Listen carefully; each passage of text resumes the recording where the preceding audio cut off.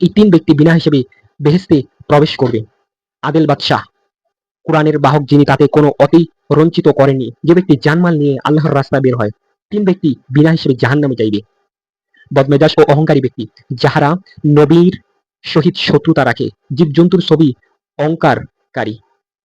মুমিনের জন্য ৭টি গুরুত্বপূর্ণ নসিহত।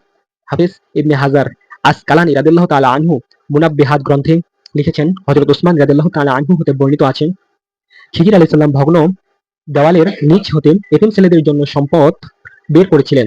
তা ছিল একটি স্বর্ণের পাত, তাতে নিম্নলিখিত ৭টি লাইন লেখা ছিল। আমি আশ্চর্য বোধ করি ওই ব্যক্তির উপর যে মউতকে নিশ্চিতভাবে যেন কেমন করে হাসে। আমার আশ্চর্য লাগে ওই ব্যক্তির উপর যে এটা জানে যে এ দুনিয়া একদিন খতম হবে, তবুও কেমন করে দুনিয়ার দিকে আকৃষ্ট হয়। আমার আশ্চর্য লাগে ওই ব্যক্তির উপর যে এটা জানে যে সব কিছুই আল্লাহর তরফ থেকে নির্দিষ্ট হয়ে আছে, অর্থাৎ তাকদিরে বিশ্বাস করে, তবুও তার কোন জিনিস হাসিল না হলে কেন আফসোস করে। আমার আশ্চর্য লাগে ওই ব্যক্তির উপর যার আখিরাতে হিসাব দেওয়ার পূর্ণ বিশ্বাস আছে, তবুও সে ধন সম্পদ জমা করে। আমি আশ্চর্য বোধ করি ওই ব্যক্তির উপর যে জাহান্নামে আগুন বিশ্বাস করে, তবুও সে কেমন করে গুনাহ করে। আমি আশ্চর্য বোধ করি ওই ব্যক্তির উপর যে আল্লাহ পাককে জানে, তবুও সে কেমন করে অন্য জিনিসের আলোচনা করে।